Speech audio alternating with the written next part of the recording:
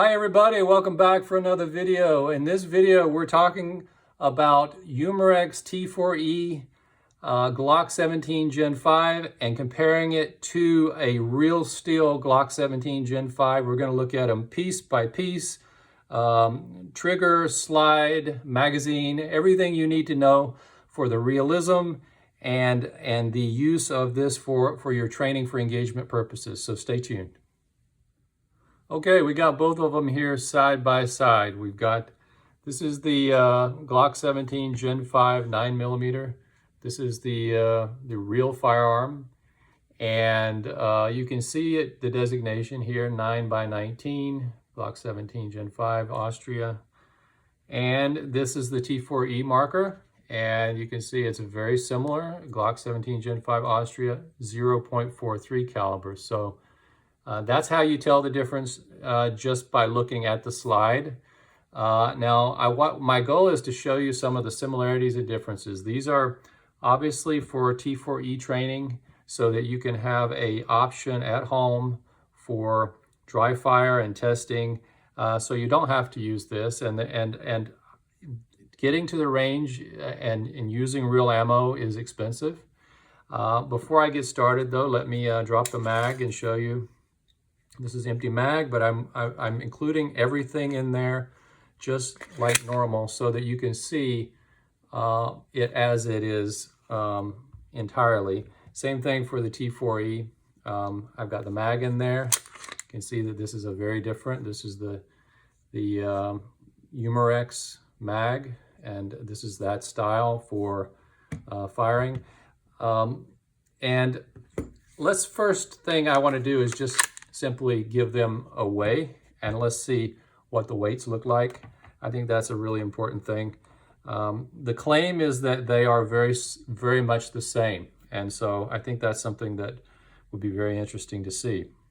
So I'm first going to put the real Glock 17 Gen 5 on my scale, and you can see that I'm getting 1.91. So that's 1 pound, 9.1 ounces. Now let's do the T4E exactly the same way, and we're getting 1 pound, 8.8 ounces. So that is very close. So they're actually very close in weight. Obviously the look is very similar, and there's a lot of similarities in these, and that's the whole goal. It's a replica. Just visually, you don't see a lot of difference. You see some of the writing here is in white. You can see a T4E symbol that you don't see here. Now, one thing I want to point out, and you might not see it perfectly here, but in the real firearm here, when I feel the slide, and obviously you can't tell, but this is cool to the touch, and as you can see, it's unloaded. So this is a steel slide, and it's a very very heavy metal, but it's also very strong recoil spring. So there's a difference there when you compare the real one versus the T4E. Whereas this is a lot darker. It's not as cool to the touch. I don't know why that's the case, but it's aluminum. So this is an aluminum slide. It's not a steel slide, and this is just like a very light spring. You can see very light spring. So I got the two mags out now that we've done the weighing. Let's take a look at the mags here. I like the realism that they're going for. I mean, at their very base, they're very similar. And what you have is you have a system when you're shooting your firearm. All of the power is obviously being provided by each projectile and each bullet and the powder. I like the fact that here, as this feeds, you're essentially providing your power from your air chamber here. The striker will be striking on this piece right here, and the air that's in this air chamber will then be released in a burst, and your projectile is here, and it will just be out into the barrel. The barrel will actually come into the mag. So you've got this airflow system where it's very analogous to your firearm, where it's all of the power and all the launching is being done right here, and not inside anything inside the main body or the slide. And so it eliminates issues in terms of, it improves reliability. This one is going to be more reliable because here you've got, you know, inside you have not that many parts. It's just a barrel, and all of the activity and the action is happening here within the mag. So the mag is your home for your air chamber, and then the air blows through and out the barrel. And the barrel will actually, when you pull the trigger, you can see the barrel come in. Well, it doesn't come in when it's like this. When it's like this, you can see the barrel starting to come in. I think you can probably see that. The barrel will then be pulled in, and it will pull in and it will grab the projectile, and the projectile will fire out. It's a very interesting mechanism. So I like that, even though obviously they're very different. I like that about the mags and the way this is set up. There are obviously differences, steel slide and the aluminum slide. I mentioned the slide spring, a weak slide spring, obviously. A much stronger slide spring here. And, you know,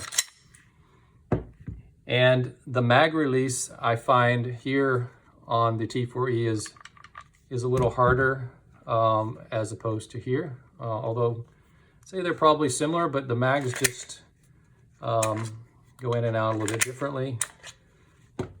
Here I think the mag release shoots out a little bit more violently. Very similar there, very similar weight. Recoil, this obviously we know what you're going to get with a 9mm. You're going to get a significant recoil, but the Glock 17, I like it because of the larger size, and when I grip it, to me, this is a perfect size for me for a handgun. This is not for EDC carry. It's not for concealed carry. At least for me, it's not. This is what I use for home defense, but I like this size. One thing that it's kind of hard to show on here, but the triggers are, when I pull back, this is the wall right here on the real steel. This is the wall. And I like how this also has a wall. And to me, it's a little bit harder pull, and there's a little bit of a wall. It's definitely different. So that's been one of the criticisms of the T4E Glock, is that the trigger's not the same.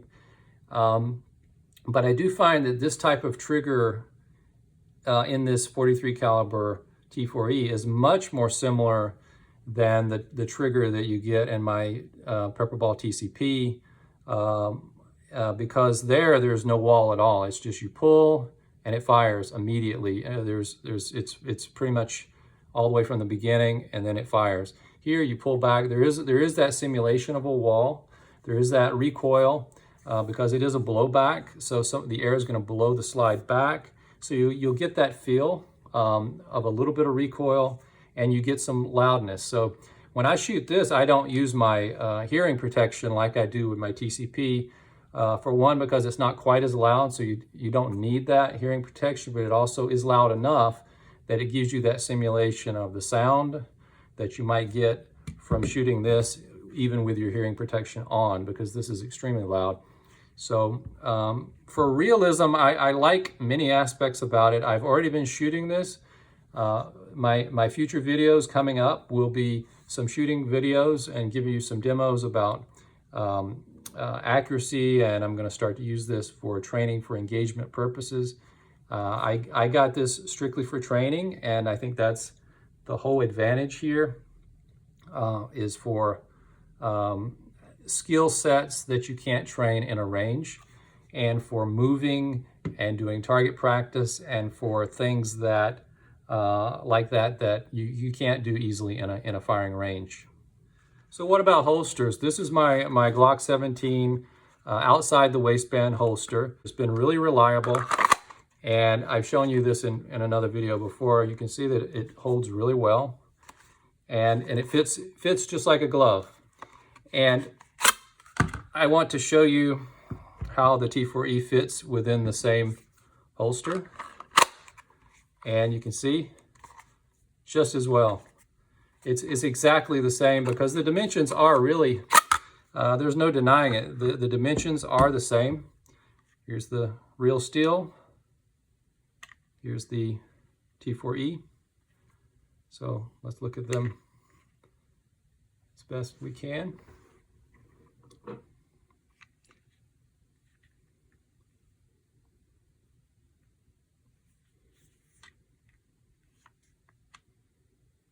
Yeah, very much the same. So I really like those aspects. The weight, the look, the feel, that's what it's all about. And so I'm going to be doing a lot of shooting with this and really trying to model different situations where I can use the holster. And by having it holstered, I can encounter situation, I can draw, and I can go on target, I can fire, and I think the mechanism is really one of the best ways that you can do your dry fire training. I mean, I've been using snap caps in this for a while and racking the slide and pulling the trigger and racking the slide, but you don't get any sense of accuracy. I know that there are laser systems that you can use that will also give you some great feedback.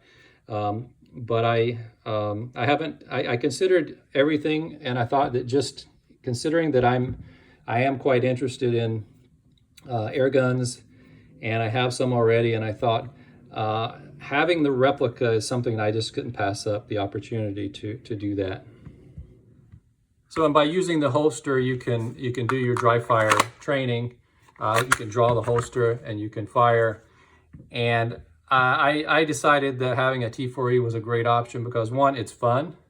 Two, it's great practice. You can do the drawing and you can do the firing and you can look for accuracy. And I think that's going to be interesting as we go forward. So overall, what I like about this, I explained to you, the mag system is very nice. One thing you do have to be careful, this is very fragile metal. And if you drop this pot metal can easily get bent and then it won't work.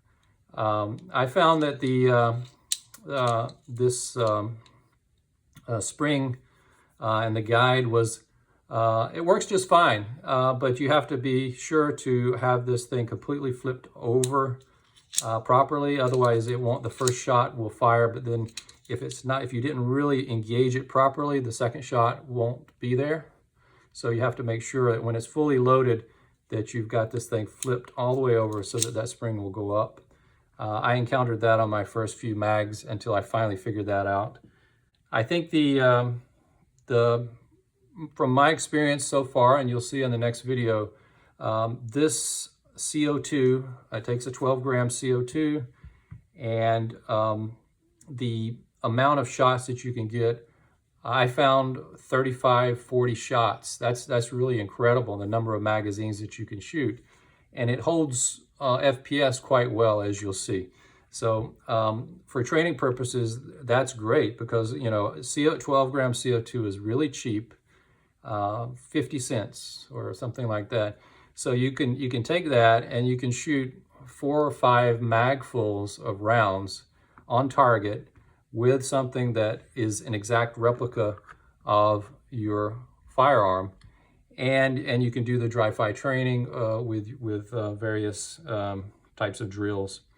I'm not going to talk about anything on the internals of these in this video. I think I will be showing you eventually how I break this down and clean it, although that's pretty widely known. I've done it every time that I've taken this to the range, and it's very simple. I think the breakdown on this one is also quite simple, but it requires removing this pin. And once you remove this pin, the slide will come right off. There's a few areas that can be lubed. But I think the main maintenance that is required for this is just simply putting oil on your CO2 cart each time you use it. And that's going to keep this working in working order. The good thing about this system, it's very similar to the TCP system and the First Strike FSC mags, which I love the concept of having a fresh CO2 with each one. Now, I'm not using this for self-defense. I know that some people in some countries where there are joule limitations, this is a great option for them, because if your joule limit in your country is 7 joules and you want something that looks really realistic and scary, you might do that. You might have an extra mag with an extra CO2. And so the piercing of the CO2 is just a very simple mechanism involving opening it up, putting the CO2 in, snugging this, and rotating, and that will pierce it. And from my experience so far, it has been really tight. And unlike the TCP or FSC, every time you eject, I always lose air. With this one, I can inject, fill up a new mag, do another round of shots. I do that 4 or 5 times. I don't even hear any air escape. It's a really tight seal and a really tight system, very efficient. So I really like that about this Umarex design. So far, it has really been reliable from that standpoint. Grip and feel, that's really what it's all about. And the thing is, I can shoot my TCP, but that's not helping me with my Glock. Whenever I would need this in a real life situation, I need to have that same feel, that same weight, that same, everything the same. And then everything up until the point that you actually pull the trigger, that's exactly what you want. The only thing you can't really prepare for is that recoil, but that's something that you have to learn as you practice with this one, and that's something you get better at. So the best way that I control recoil, and this is not a lesson, but here at the end, I thought I would just show you the backstrap that I put on. So this is not on my T4E. I don't really need it there, but this gives you that extra ability to get really high up on the slide, because it's going to want to rise with the shot. You're going to have the shot, the slide's going to come back, and that's going to want to raise here. And by being nice and high up here, you can better control that by using these. These are very useful. You just remove a pin and replace them, and put the pin back, and then you can get nice and high and tight. And that's how I control recoil.